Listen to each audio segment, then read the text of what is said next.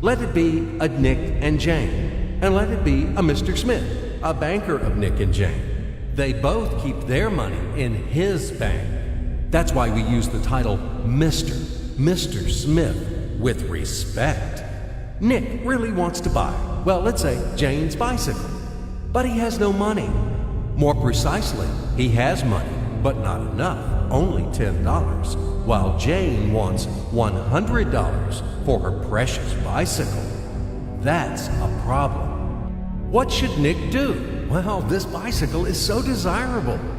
He gives Jane his $10 as a deposit and asks plaintively not to sell the bike to anyone. He says that he will bring the rest of the money soon.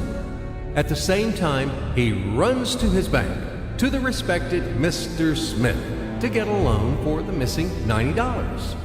As ill luck, Mr. Smith has no money at this moment, but he knows perfectly about $10, which Nick gave to Jane.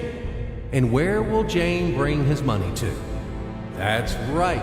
She will put these $10 in her lovely bank to the same Mr. Smith. Therefore, Mr. Smith asks Nick to come back tomorrow in the hope that tomorrow he will get these $10. And everything happens this way. The next day, Jane brings $10 to the bank. The bank provides Nick these $10 on credit. Nick immediately gives them to Jane. She again puts them in a bank. The bank again provides Nick these $10 on credit, etc. As long as Nick the fool will gather enough money for the bicycle. Don't you get confused yet? Be patient, I told you. These demons have been trying to confuse you during 1,000 years. These damn economists and financiers. But anyway, we will figure everything out. So what do we have in the end? Nick finally got the bike from Jane. Wow!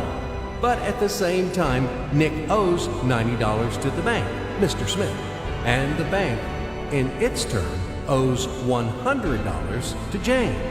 In other words, those $10, which existed initially, have magically turned into $200, $190 of debts plus real $10.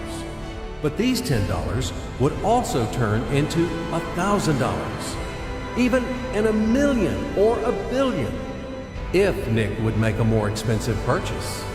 In this case, our $10 would make the increasing number of its cycles, circuits from hands to hands.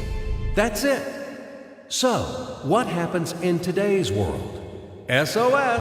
It appears that banks also make money out of thin air and multiply them. Not only Fed can produce money, but banks either. In short, everybody can do this, except you and me. We are not in the business at this celebration of life. I would like to print or draw some money as well. In fact, these banks multiply money without any control. And we're still wondering why the banker lives better. What are naive fools are we? Now it is clear why. The one who produces the money, of course, lives better. But this is not enough. From this moment, poor Nick will never be able to repay his debts owed to the bank, no matter how hard he would work. Silly Nick doesn't know it yet, that he's in slavery to the bank, in credit bondage forever, because those $90, which he owes to Mr. Smith, do not exist in nature at all. Sly Mr. Smith made his money out of nothing. He created them out of thin air, just one click. And $10 turned into $200. Yes, but you can object reasonably.